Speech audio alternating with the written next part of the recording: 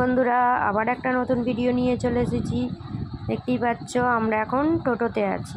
হ্যাঁ, আমরা যাচ্ছি রামতলায়, কারণ আমার মা এসেছে আর আমার শাশুড়ি মাকে নিয়ে আমরা যাচ্ছি রাম মন্দিরে রাম পুজো দিতে। সবাই তো রাম মন্দির চেনই, কারণ রাম রাজাতলার বিখ্যাত মন্দির রাম মন্দির। তো এখানে অনেকেই যায় পুজো দিতে ভোরবেলা, কিন্তু এবারে আমি ভোরবেলা পুজো দিতে যাইনি, মানে যেদিনকে রামনবমী ছিল তা আমি সকালবেলা পুজো দিতে যাই। সকালবেলা মানে অনেকটাই ভোরবেলা, 3টে-4টের সময় উঠে পুজো দিতে যাই, কিন্তু এবারে আমার যাওয়া হয়নি। তাই ভাবলাম যে হঠাৎ করেই চলে গেলাম রাম মন্দিরে পুজো দিতে দুই মাকে নিয়ে। আর এখানে একটা তারা মায়ের মন্দির হয়েছে, এই মন্দিরে সবাই একবার দর্শন করে নাও। এখানে তারা মায়ের একটা মন্দির নতুন হয়েছে। যারা চেনো কমেন্ট করবে, আর যারা চেনো না জিজ্ঞাসা করবে, আমি বলে দেবো কোথায়। আমাদের বাড়ি থেকে রাম মন্দির 10 মিনিট যেতে লাগে। তো আমরা চলে এসেছি রাম মন্দিরে। হ্যাঁ, এদিকটা পিছনের গেটটা। তো এখান থেকে একটা মিষ্টির দোকান আছে, এখান থেকে কিছু সন্দেশ কিনে নিই পুজো দেবো বলে। আর এখানে কিনে নিই। আর এখানটা জল দেখছো এত। হ্যাঁ, এখানে পরশু দিনের যে বৃষ্টিটা হয়েছিল, এখানে 1 হাঁটু করে জল হয়ে গেছিলো, সেই জন্য এত জল। দেখতেই পাচ্ছ আমাদের রাম ঠাকুর। এখানে রাম রাজাতলার বিখ্যাত মন্দির রাম মন্দির। সবাই আশা করছি চেনো এই রাম মন্দির।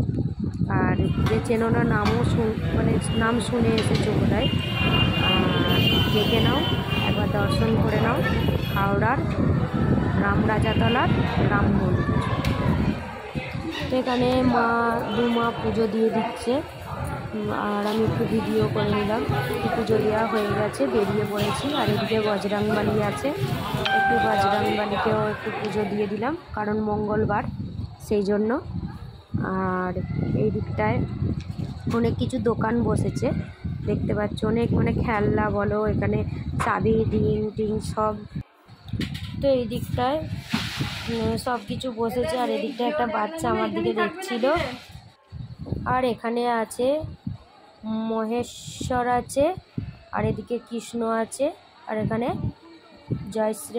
জয় শ্রী রাম আছে, আর সীতা আছে। তো দেখো, ভিডিওটাও তোমাদের ভালো লাগবে।